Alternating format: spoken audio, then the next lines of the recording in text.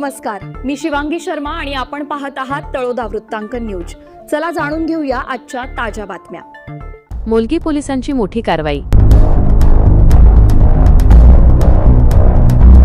4.5 लाखांच्या विदेशी दारूसह तवेरा गाडी जप्त, दोघांना अटक।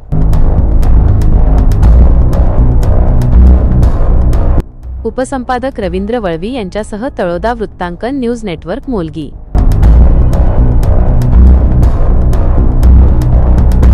नमस्कार प्रेक्षक हो, नंदुरबार जिल्ह्यातील मोलगी पोलीस ठाण्याच्या हद्दीत पोलिसांनी एक मोठी कारवाई करत बेकायदेशीर विदेशी दारूची वाहतूक करणारी तवेरा गाडी जप्त केली आहे।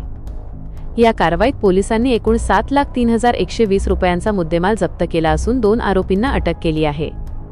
मिळालेल्या माहितीनुसार 14 जून 2026 रोजी संध्याकाळी 6 वाजेच्या सुमारास मोलगी पोलीस ठाण्याचे पोलीस शिपाई रामेश्वर अनंता सुरनर व त्यांच्या पथकाला बेकायदेशीर दारू वाहतुकीची माहिती मिळाली होती। या माहितीच्या आधारे दहेल ओघाणी मार्गावरील ओघाणी गावचे रहिवासी बिजा मोईला वसावे यांच्या घरासमोर पोलिसांनी सापळा रचला। संशयास्पदरित्या आलेल्या एका ग्रे रंगाच्या तवेरा वाहनाची क्रमांक GJ 15BB 1832 तपासणी केली असता त्यात पोलिसांना रॉयल ब्लू कंपनीची माल्ट विस्की मोठ्या प्रमाणात आढळून आली। 180 मिली मापाच्या एकूण 2,8322 दारूच्या बाटल्या किंमत 4,53,120 रुपये विनापरवाना आणि बेकायदेशीरपणे विक्रीच्या उद्देशाने वाहून नेण्यात येत होत्या। पोलिसांनी 4,53,000 रुपयांची दारू आणि 2,50,000 रुपये किमतीची तवेरा गाडी असा एकूण 7,03,120 रुपयांचा मुद्देमाल जप्त केला आहे।